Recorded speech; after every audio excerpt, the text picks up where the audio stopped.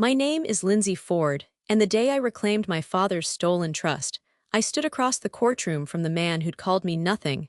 As Ronald Ford was being led away in cuffs, I slid a faded photo of my dad onto the judge's bench and whispered, "You didn't bury him, you buried yourself. Where are you watching from? Drop your city or country in the comments. And if you've ever been betrayed by the very people meant to protect you, this story might hit home. Let me take you back to where it all began. You know that feeling when everyone in the room is smiling except you? When your presence is treated like a stain on the perfect family photo? That was me. Christmas Eve, standing ankle-deep in freezing mud, mascara streaking down my face, gripping the last thing I had from my father, a framed photo of us fishing on Lake Erie. And behind me the mansion door slammed shut. My stepfather's voice echoed in my ears. "Go find a place where you belong, Lindsay." I never thought a holiday could feel like an execution. Rewind.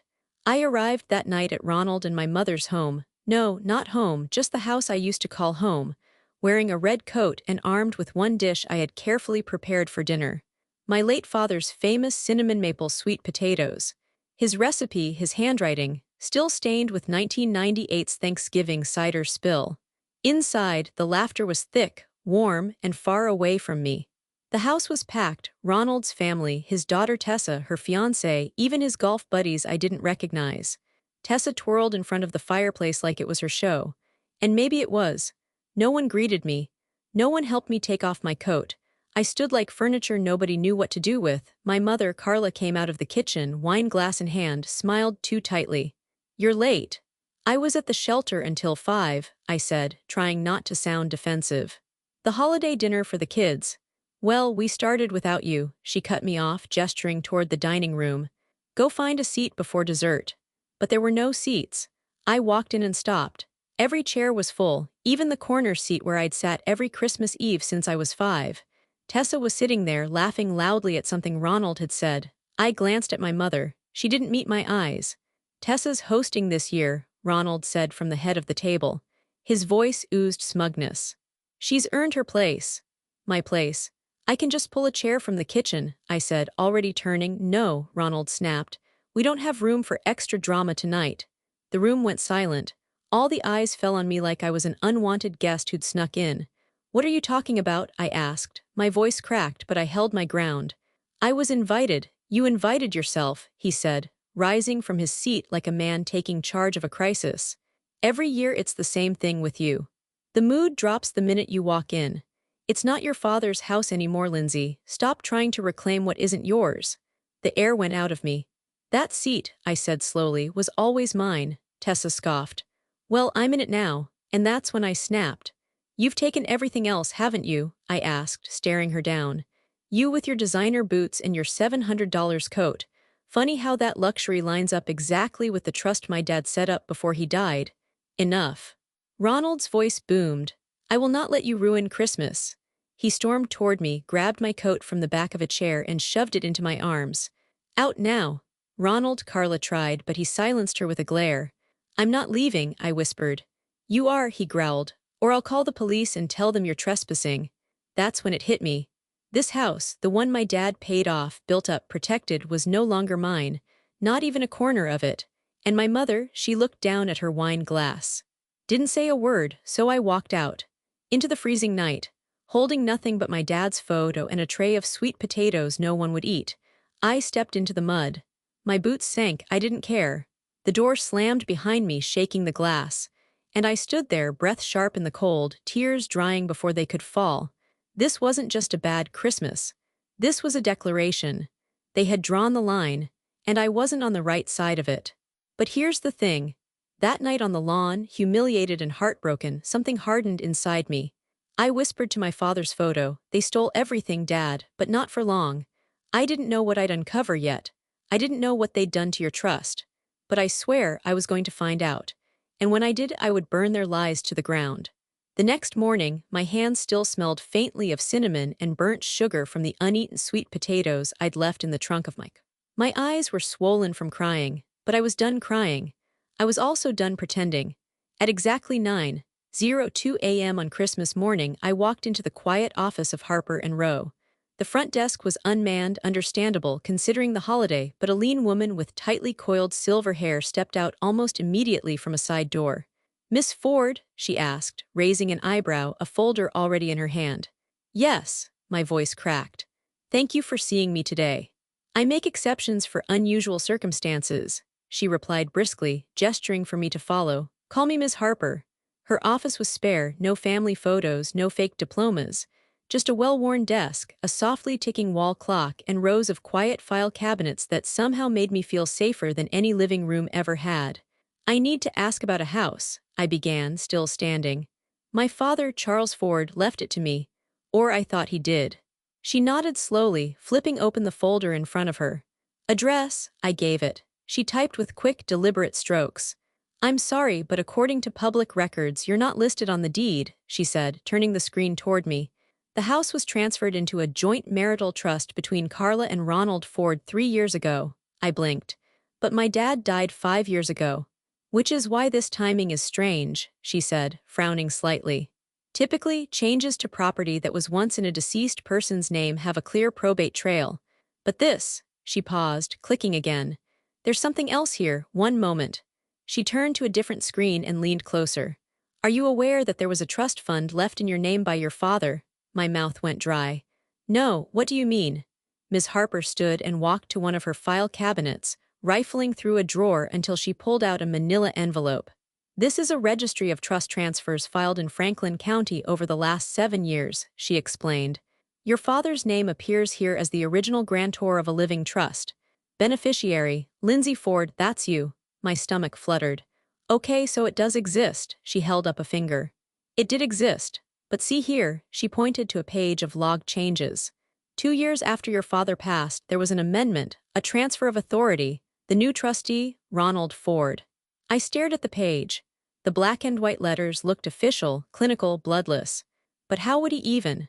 "My dad wouldn't have," Harper nodded, her tone still neutral. "That's what we call the critical question.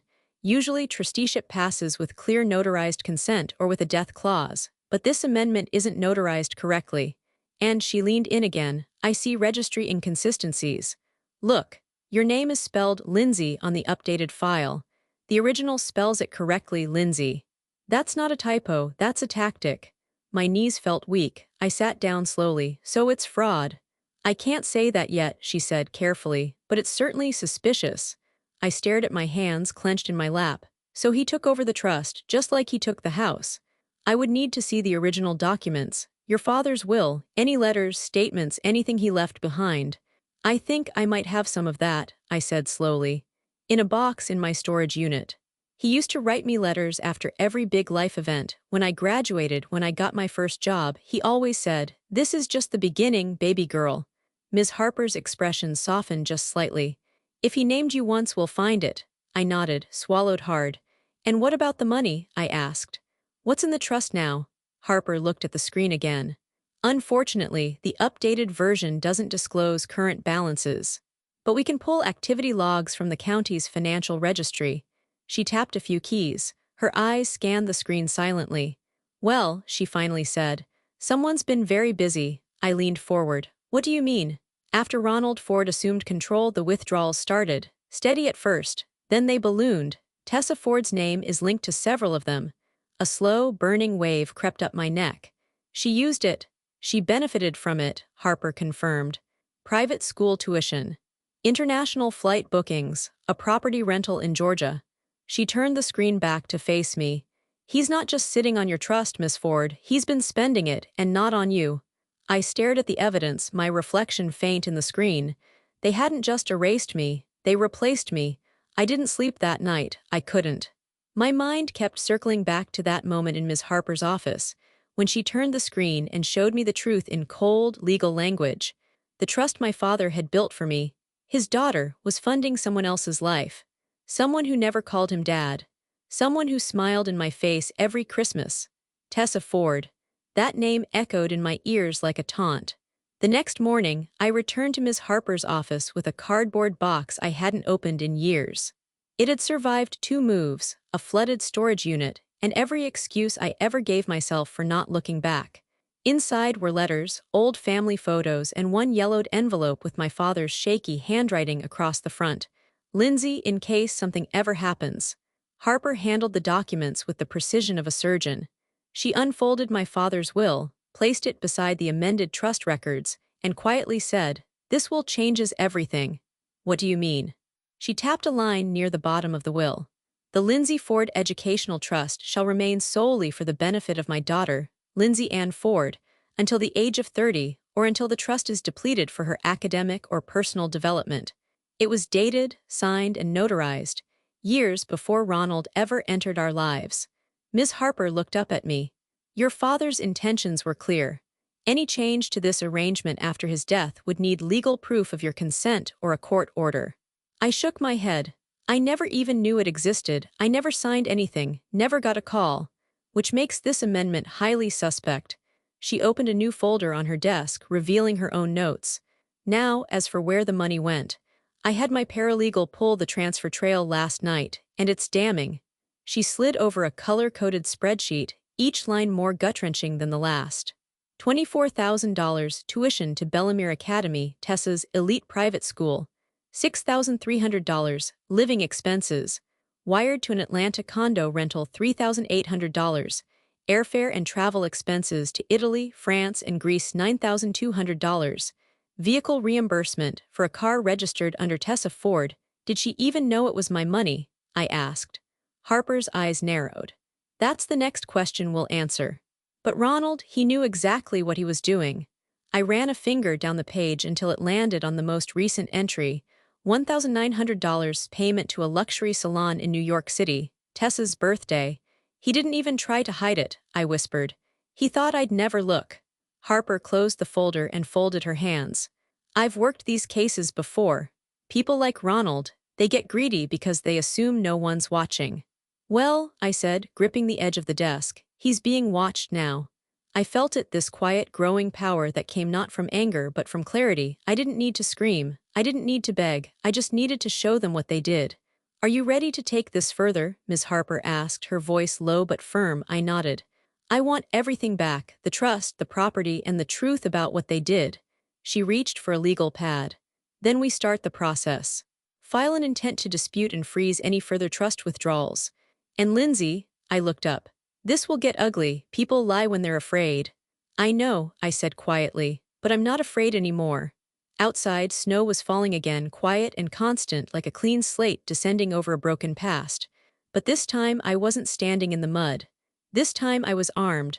I didn't tell anyone I was coming, not my mother, not Harper, and definitely not Ronald. I just showed up. His mansion looked exactly as it did on Christmas Eve, still lined with garish golden lights, as if it hadn't become the setting of the ugliest moment of my life. Only this time I wasn't in heels. I wasn't carrying sweet potatoes, and I wasn't walking in with hope. I walked in with evidence. The gates were open, of course they were. Ronald always liked the world to see his version of success, as if a wide-open gate made him more generous, more trusted. But all I saw now was a man whose house was built on a foundation of theft. I parked down the street and walked the last block. He was in the garden, that smug little sanctuary he always used to lecture me in. Back when I was 15 and still stupid enough to believe he was trying to be a good stepfather. Back when he'd smile tight-lipped and say, "You're not the center of the world, Lindsay." I remember. I remember everything now.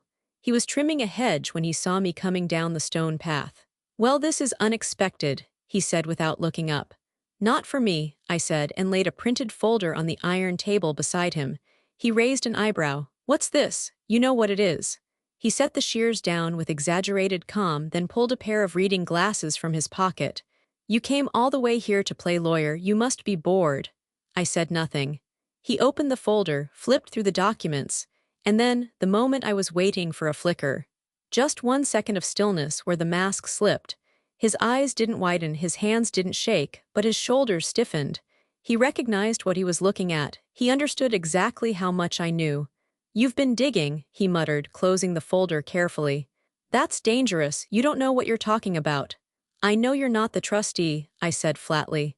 "Not legally. I know the amendment was filed using a fake notary, and I know you've been funding your daughter's lifestyle with a trust that was created for me by my father." His jaw tightened. You're grasping. I leaned forward, voice low and steady. I have the original will, I have the registry logs, and I have the paper trail that links every last dollar to Tessa. He laughed. One of those smug, condescending chuckles that made my stomach turn. Listen, sweetheart, he said, voice dripping with false calm. You want to play the grieving daughter, go ahead, but you have no idea how estate law works. That money was left in a trust, it was reallocated, it's legal. I stepped closer. No, Ronald, it's fraud, and I'm going to prove it. Something in his face changed then. His eyes lost that smirking glint. You want to drag this family through the mud over a misunderstanding? He asked. I tilted my head. Was it a misunderstanding when you used my father's money to put Tessa through private school? She's my daughter. And I'm not. My voice cracked, not with weakness, but with clarity. My father raised me, loved me, built that trust for me, and you gutted it to fund ski trips and luxury condos. He was quiet, then he turned as if dismissing me. This conversation's over, leave before I call the police. I didn't move. You won't call anyone. He looked back, eyes sharp. Why not? Because you know I'm right, I said softly. And you're hoping I'll just be emotional. That I'll yell, cry, storm off. But I'm not going to do any of that, I'm just going to walk away and let the courts handle you. He watched me walk, but he didn't follow. That was the moment I knew. He wasn't in control anymore. The cease and desist letter arrived 2 days later, folded into an envelope the color of bleached bone. No return address. Just my name typed across the front in black ink, like a warning etched in stone. Inside, the message was as arrogant as the man who sent it. Your recent actions constitute harassment, defamation, and emotional distress to Ronald Ford and his family. If these actions persist, we will pursue legal remedies immediately. Govern yourself accordingly. Govern myself accordingly. He must have been proud of that line. Ronald always did like to sound like a courtroom drama character, even when he was just berating a teenager for getting a B+ in high school calculus. I read it 3 times, then set it on my kitchen counter next to my father's old watch, the one I'd worn at his funeral, the one Ronald tried to convince me to donate to Goodwill because it was too masculine for a girl. I didn't cry, I didn't panic, instead I called Ms. Harper. This was expected, she said, flipping through the letter as I sat across from her. A classic intimidation move, they want to rattle you. Is it working? I asked, only half joking. She smirked. Not on my watch. But if Ronald wanted to shake me, he wasn't aiming at me alone. That night I pulled into my mother's driveway just before 7. No warning, no flowers, no pretending this was anything but what it was. I'd given her so many chances, and gotten silence every time, but not tonight. Carla answered the door in slippers and a wine-stained sweater. Her hair was flat and her voice tired. Lindsay, I wasn't expecting. I need to talk to you, I said. Alone. She hesitated, glancing over her shoulder. Ronald's not here. I know, that's why I came. She stepped aside. The house smelled like rosemary and something burning. A pan of roasted vegetables hissed on the stove behind her as she sat at the kitchen table, clutching her wine like a shield. I'm guessing this isn't a holiday visit, she said with a forced smile. I pulled out the folder. Did you know? I asked. About the trust. Her smile didn't fade, it just stopped being human. Her lips were still curved, but her eyes had gone dull. She took a sip of wine. Of course I knew, she said softly. My breath caught. You knew it was mine. She didn't look up. He said you wouldn't use it right, that it would make you soft, that your father didn't really mean for you to have that kind of money. I felt the world tilt. That's not your decision to make, or his. She finally met my eyes. For a moment, she looked like someone else, like a woman I barely remembered from before the wedding, before the new husband, before the new rules. I didn't want to lose everything again, she whispered. What do you mean? After your father died, the money was all that was left. Ronald handled the bills, the legal papers. I didn't know how to survive that kind of life alone. He told me it would be temporary, that we were just protecting the trust, that you'd understand. I stared at her. Signed off on fraud, Mom, you helped him erase me. She flinched, but didn't deny it. I didn't think you'd ever look, she said. A beat of silence passed. The vegetables were burning now, smoke curling from the edge of the pan. You always were the smart one, she added quietly. I stood. And you always were the quiet one. She didn't answer. I turned to leave, then stopped at the doorway. I came here hoping you'd tell me something I didn't already know, I said. That maybe this was a mistake. That he tricked you or you signed something without realizing. But you knew, and you did it anyway. Lindsay, she called, voice trembling. I didn't turn around. I was your daughter before I was his burden, I said. You made your choice. I walked out as the fire alarm began to screech. When I walked into the county prosecutor's office that Monday morning, it felt like crossing into another version of my life, one where silence wasn't safety, and telling the truth didn't make you dramatic. Like finally being heard. Detective Emily Grant met me in a quiet office tucked behind a frosted glass door, no bigger than a walk-in closet. She wore a gray blazer, no makeup, and an expression that said she'd seen every kind of lie and knew how to wait for the truth to catch up. I read Ms. Harper's statement, she said, motioning for me to sit. But I want to hear it from you, in your own words. I sat down across from her. My hand trembled slightly as I pulled out the folder. This trust, I began, laying it flat on the desk, was created by my father, Charles Ford, before his death. It was meant for me, his only daughter. She nodded, flipping open the folder. Go on. After he died, my mother remarried. Ronald Ford. 2 years later, the trust was amended. Suddenly, Ronald was in control of it, and I didn't know it even existed until last week. I pointed to the registry printouts. That amendment has mismatched notarization. And the name on the beneficiary line, it's spelled Lindsay instead of Lindsay. But every original document, his will, the trust registration, even my birth certificate spells it with an A. Detective Grant leaned forward. That's not a typo, I added. That's a tactic. That's how people disappear on paper. She tapped a note on the side of the document. And these withdrawals, you say they were used for the benefit of someone named Tessa Ford. His daughter, I said. Private school tuition.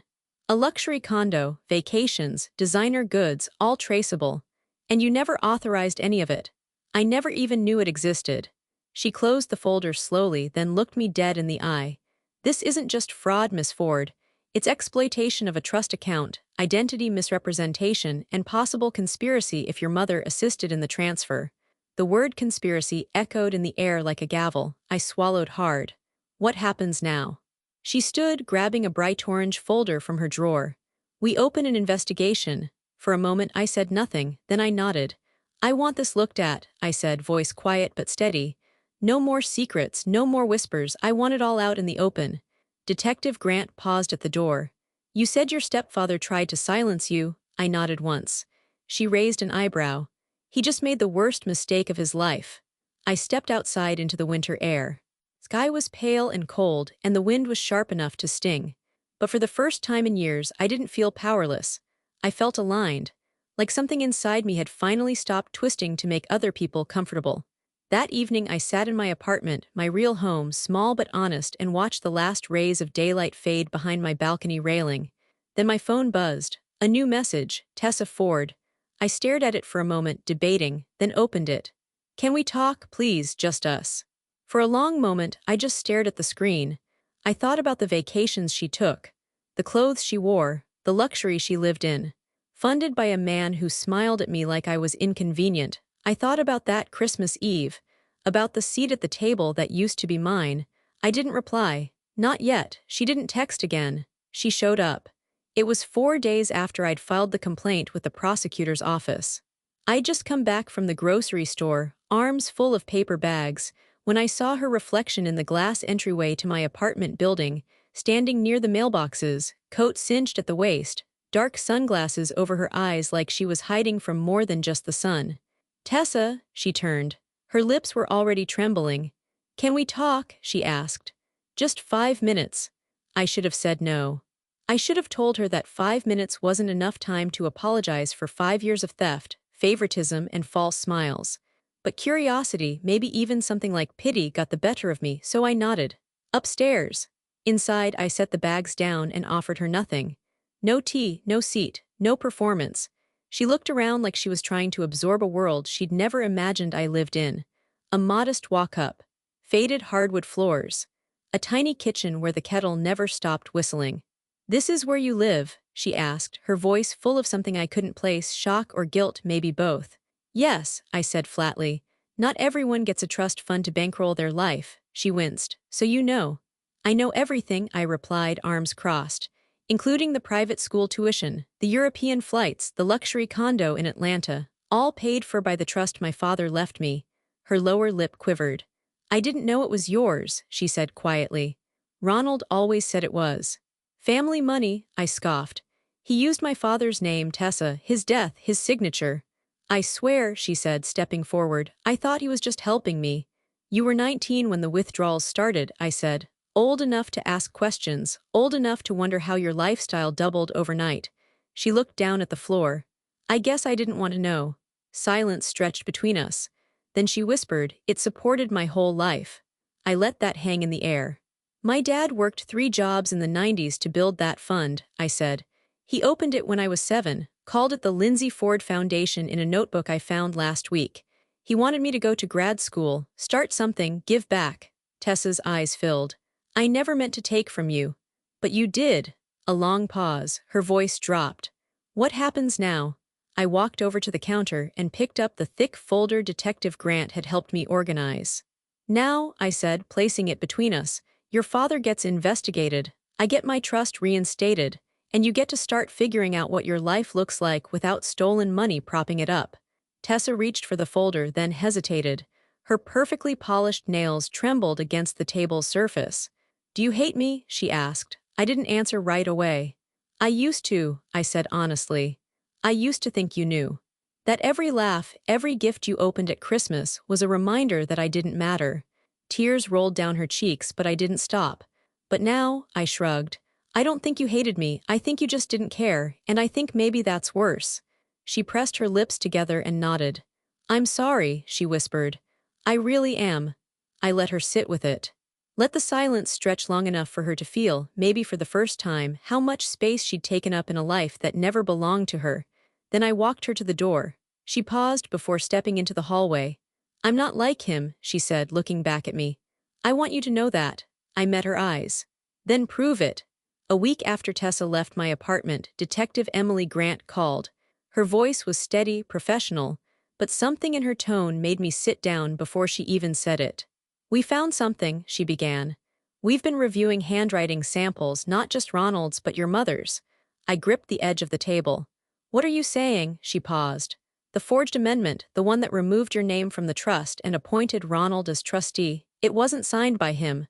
I couldn't speak, couldn't even breathe. It was your mother, Grant said gently. She signed it using her maiden name, Carla Reeves, and filed it under the trust registry's alternate access system. That's how she bypassed the red flags. That's why no one questioned it. She didn't just help Ronald, she executed the transfer. My heart hammered so loud I could barely hear the rest. But why would she? I stopped. The answer was already there, crouched behind every moment she'd looked away when Ronald took credit. Behind every glass of wine, every just let it go. Every time she said, your father never meant for you to have it all. She wasn't protecting him. She was protecting herself. I thought he manipulated her, I whispered. I thought maybe she didn't know. She knew, Grant said. Every financial decision, every transfer, every forged line, she was the architect. After we hung up, I just sat there, motionless. I kept thinking of that Christmas Eve, how she didn't say a word when Ronald shoved me out the door. How she turned her face to the window like snow was more important than her daughter shivering in the mud. But the worst part, she had looked sad. She had acted like it hurt. I thought about the box I'd found in my storage unit. The letters my father wrote me over the years. One, written a month before his surgery, had a single line that now echoed through my bones. If anything happens, protect what's yours, baby girl. Your mother means well, but she's easily convinced. God, he saw it, even then. And I didn't, I thought she was weak. Turns out she was complicit. That night I stood in front of my bathroom mirror for an hour, not crying. Not talking, just seeing myself. I looked like her. Same jawline, same dark eyes, same habit of curling my lip when I was thinking too hard, but I wasn't her, I never would be. The next morning I stood outside my mother's house with a letter in my hand. I didn't ring the bell, I didn't even walk up the steps, I just slid it through the mail slot and left. Inside was one page. Handwritten. No emotion, no begging. Just the truth, you forged my name, you stole my future. And you let him take credit for a crime you carried out. There will be consequences. Legal ones. Moral ones, but not emotional ones, not anymore. You don't get to cry when I win. Lindsay, back at my apartment, I finally allowed myself 1 minute, 60 seconds to feel it all. Grief, rage, disgust. And beneath it, something sharp. Something clean. Relief. Because now I knew who I was really fighting. and I wasn't afraid of her anymore. The court date for Ronald's countersuit landed on a rainy Thursday, as if the sky itself had grown tired of pretending this wasn't ugly. He claimed I was harassing him, that I'd caused emotional distress, defamed his character, and acted in bad faith. Bad faith? This from the man who forged a legal document, drained my inheritance, and tossed me out of the house my father built on Christmas Eve. I wore a navy blazer and flat shoes. No makeup, no jewelry. Just the weight of every truth I could finally carry. The courtroom was small, quiet, just a few reporters, a couple legal aides, and one tired judge who didn't look up from his paperwork until the case was called. Ronald walked in wearing a pinstripe suit and that same overslicked confidence he always wore like cologne. His lawyer whispered to him, and he glanced at me like I was a fly on his cuff. I didn't blink. He took the stand first. Theatrics began immediately. "She has been relentlessly pursuing me," he said, voice shaking on cue. "Sending accusations, threatening legal action, showing up uninvited to my property, upsetting my family." The judge held up a hand. "I've read the filing. Let's get to the substance. What's the emotional harm exactly?" "She's damaging my reputation." "With what?" the judge asked, flipping through documents. "Because from what I see, Ms. Ford has submitted documents that raise serious questions about a trust in her name. Documents your legal team hasn't denied." Ronald paused, then adjusted his tie. "Even if there were financial discrepancies, that's for probate court. She's making it personal." The judge leaned forward. "Mr. Ford, if someone had spent the trust your father left you, would you consider that personal?" Ronald said nothing. The silence rang louder than any gavel. I didn't even have to take the stand. The judge dismissed the countersuit on the spot.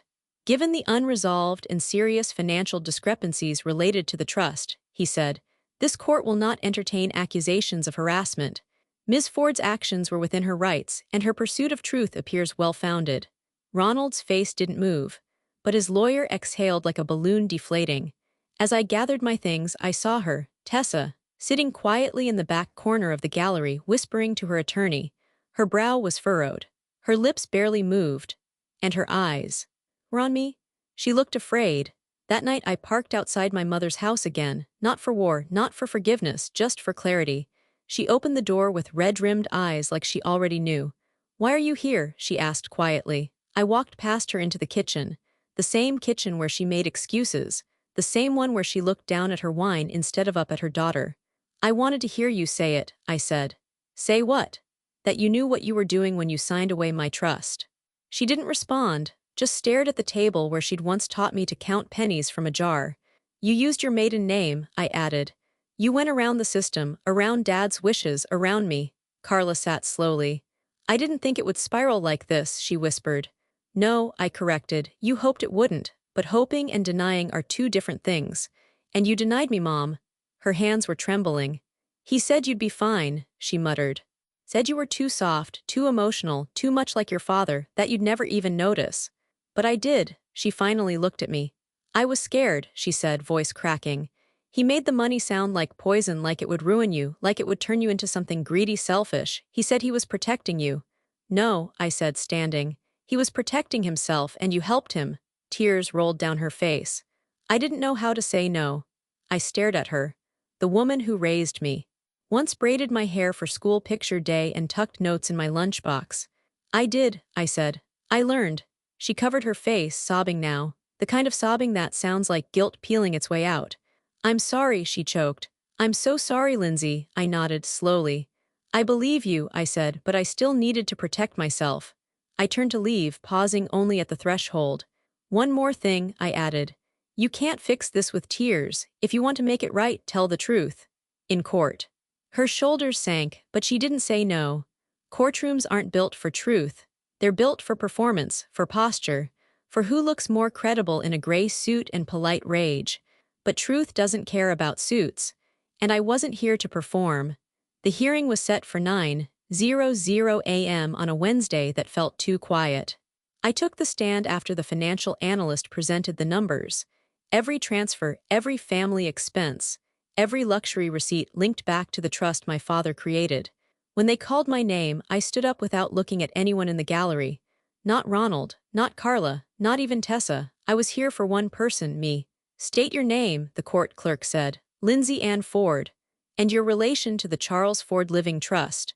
I'm the named beneficiary, the original one. I paused, and for a while the erased one. The judge's eyes didn't flinch, but the words landed.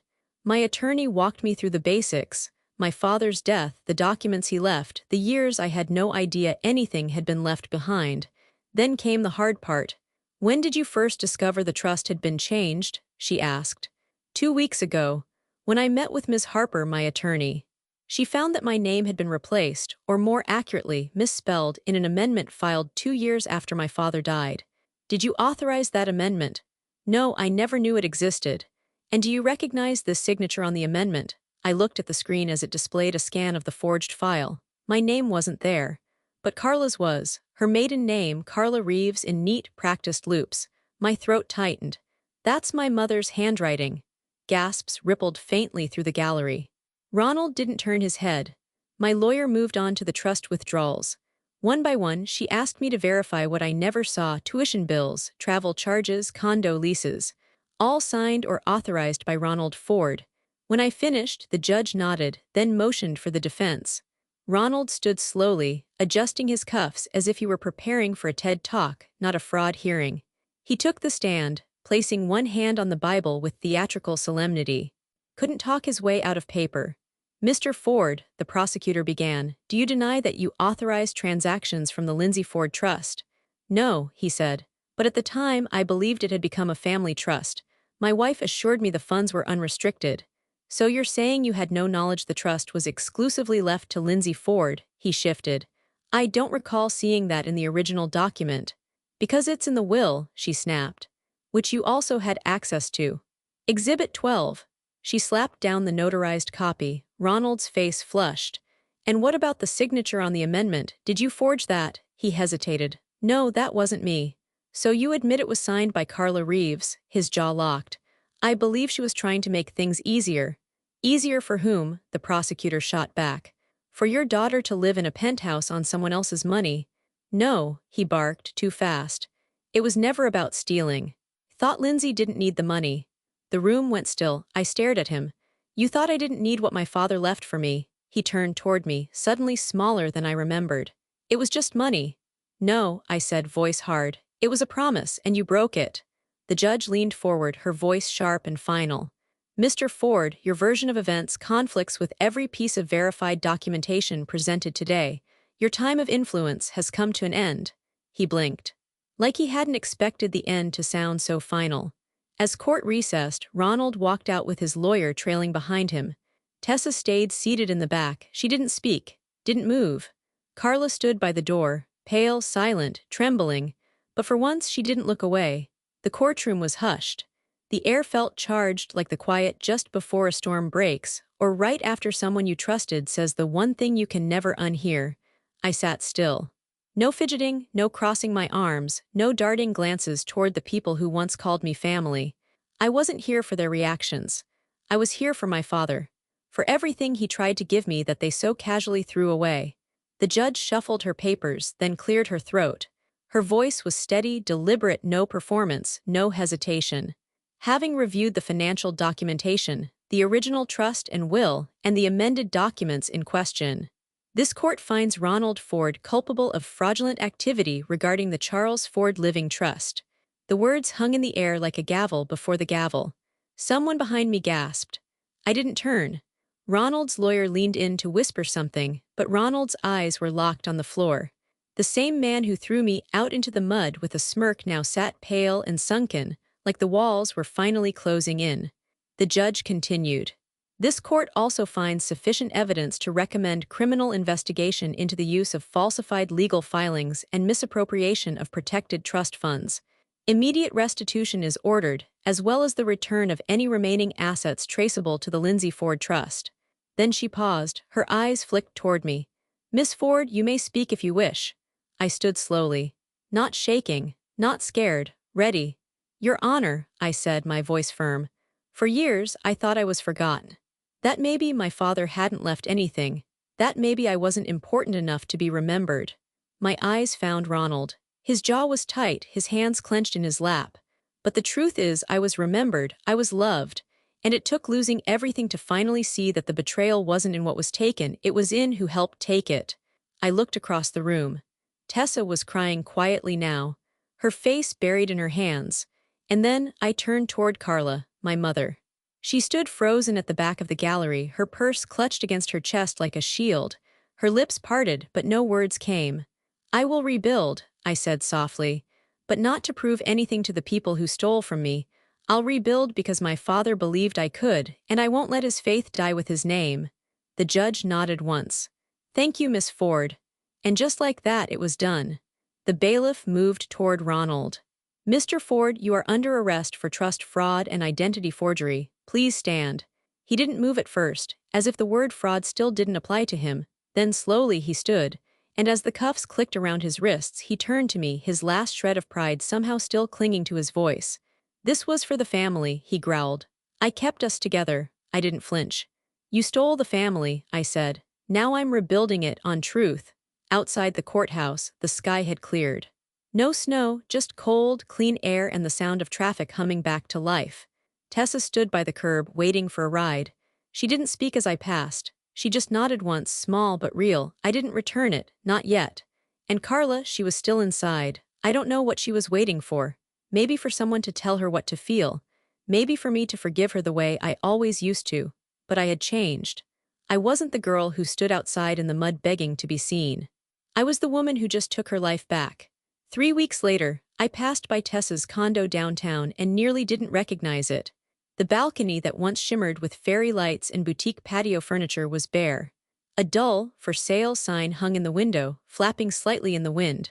Below it, a woman sat on the curb next to a stack of designer handbags, lined up like porcelain soldiers.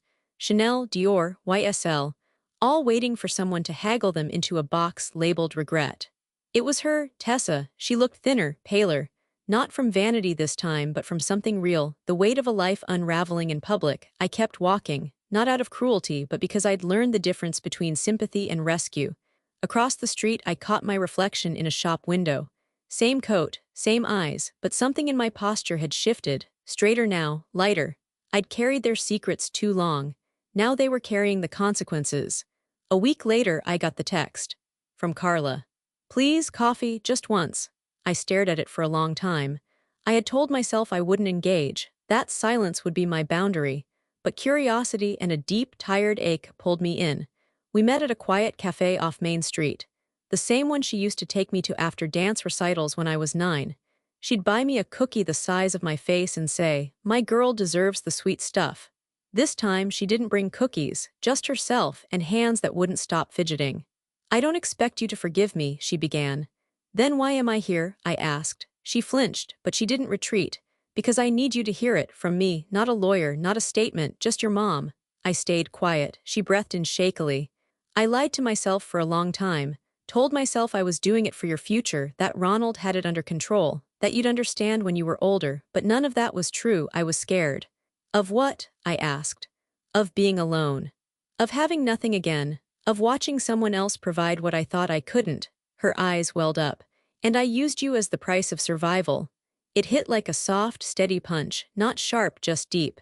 "I believed him when he said the trust would ruin you, that it would spoil you. But I was wrong. You didn't need protection from money. You needed protection from us." Her voice broke, but she kept going. "I was wrong to sign it. Wrong to stay quiet. And even more wrong to let you walk away that night in the snow like you were nothing." For a second, she wasn't Carla Ford or Carla Reeves. She was just a woman, a mother, one who had lost her way. "I've told the DA everything," she added. "Signed a full statement. Admitted my role. They're still deciding what charges I'll face, but I wanted to face you first." I nodded slowly. And for a long minute, I just watched her. Watched the guilt rise and fall in her shoulders.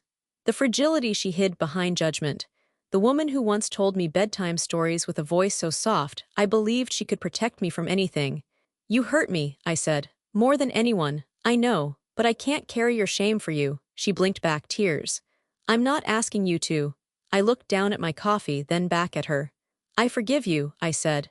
"Not because you earned it, but because I need space in my life for something better than resentment." Her lips parted. But I raised a hand. I'm not your little girl anymore. I won't be your secret keeper or your emotional crutch. I don't know what our relationship will look like going forward, but if you want to be in my life, it has to be on my terms. She nodded slowly. I'll take whatever you're willing to give. We sat in silence for a few more minutes.